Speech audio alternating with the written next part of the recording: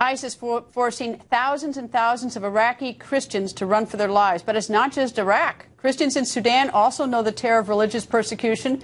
And we visited the Sudanese refugees along with Reverend Franklin Graham in 2012. President Bashir of Sudan is bombing their homes, so they're leaving their homes, walking for days. They have malnutrition. You can see this poor child. You can see with their skin and her face. But this is not unusual. The Sudanese government launching airstrikes, murdering Christians and Muslims in the Nuba Mountains. They're hiding out in caves because the planes overhead will come in and they run the risk that they're going to be bombed again. Homes, schools, churches, all bombed. Reverend Graham and I visiting the center of it all. You can see the mounds of dirt out here.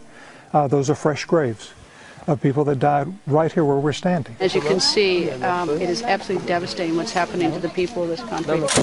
But it's not just Sudan. Millions of Syrians caught in the crosshairs of a brutal civil war, ending up at refugee camps like this one in Iraq. These people feel that maybe God has forgotten them, or maybe they've done something to make God angry for them to be in a camp like this. And now, thousands and thousands of Christians there, forced to flee again, facing imminent execution by Islamic terrorists that have taken the country. And we just spoke with Reverend Franklin Graham about Christians and others under attack around the world. So, when you and I were in Erbil in December, it was so different than what it's like right now. And it shows the speed with which things can change, the speed with which this persecution of Christians is growing. That's what's so stunning to me. In just a few months, so much has changed just there. Greta, it has. And it's intensifying. We're seeing now across Syria, and I'll get reports out of Syria where Christians, and also in Iraq, where Christians have been crucified, they've been beheaded. I've heard incidences where entire families have been buried alive because they refuse to convert to Islam. Greta, these people are dying for their faith. They believe that Jesus Christ is God's Son, who died for our sins, who was buried for our sins, who God raised to life. And they are being persecuted and they're being killed for their faith. And they're Muslim people too, who are fleeing because they do not want to live under this kind of regime. And this is Islam. And people who follow the Quran gives them the basis for doing this.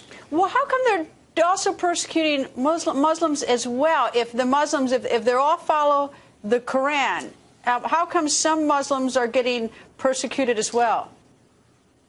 Well, they're not being persecuted, they're just running. They just don't want to live under this. They don't want to see people beheaded. They don't want to see people crucified and buried alive. They don't want their children to see these kind of massacres and to grow up with this hatred. And so they're running because they don't want to live under it.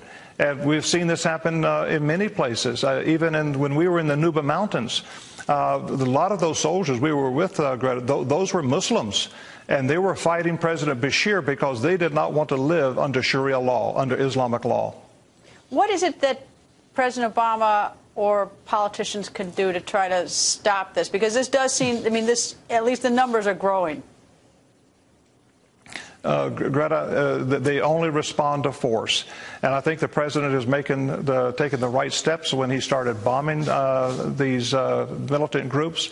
And I think we're going to have to continue to do that. And unfortunately, I think there's going to have to be more soldiers on the ground, not necessarily for combat, but to support the airstrikes and targeting these airstrikes. I think there's going to have to be a much larger U.S. involvement militarily. Reverend Graham, nice to talk to you as always. Thank you, sir.